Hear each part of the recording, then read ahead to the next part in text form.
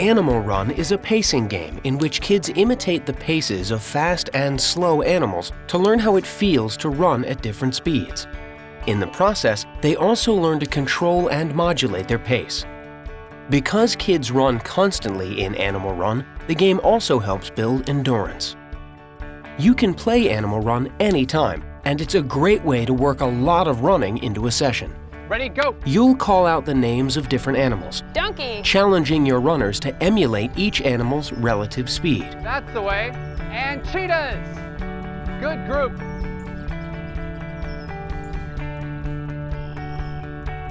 And snails. Here are 4 tips for making Animal Run fun and effective. Donkeys again.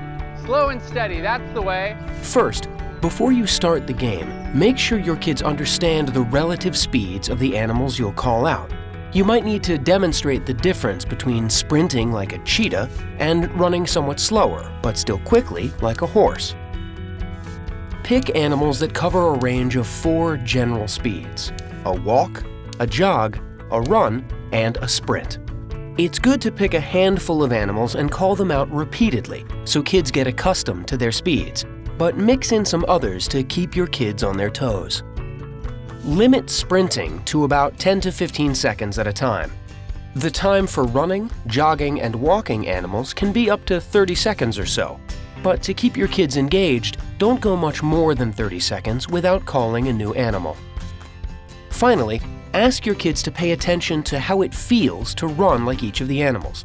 Then, after the game, have them talk about their effort and level of fatigue, as well as their form adjustments when they ran at the different speeds. The discussion will reinforce important pacing concepts. Nice job, that's the way, all the way to the finish. Nice work. Give yourselves a hand, that was Woo. great. Did you notice that you changed pace at least 4 or 5 different times during that exercise? Yeah. All right, what kinds of things did you do to change the pace where you were running? What did you do to go faster? I stopped for about a second, then I started going a little faster and taking a little bigger steps. Right, excellent. So she took bigger steps, and that's one of the ways that she was able to go faster.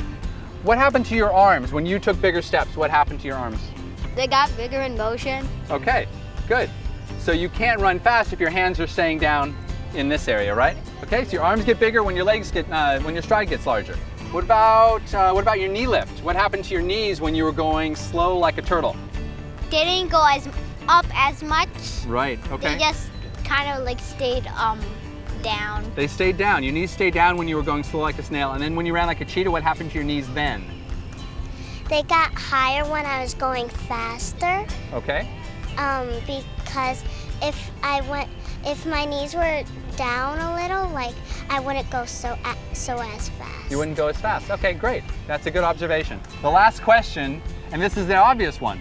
If you had to run for 20 minutes, would you rather run fast or slow? Medium, Medium. Okay, good answer. because I want to go fast. Okay. You definitely can run longer when you're not running as fast. You can only run fast for short distance.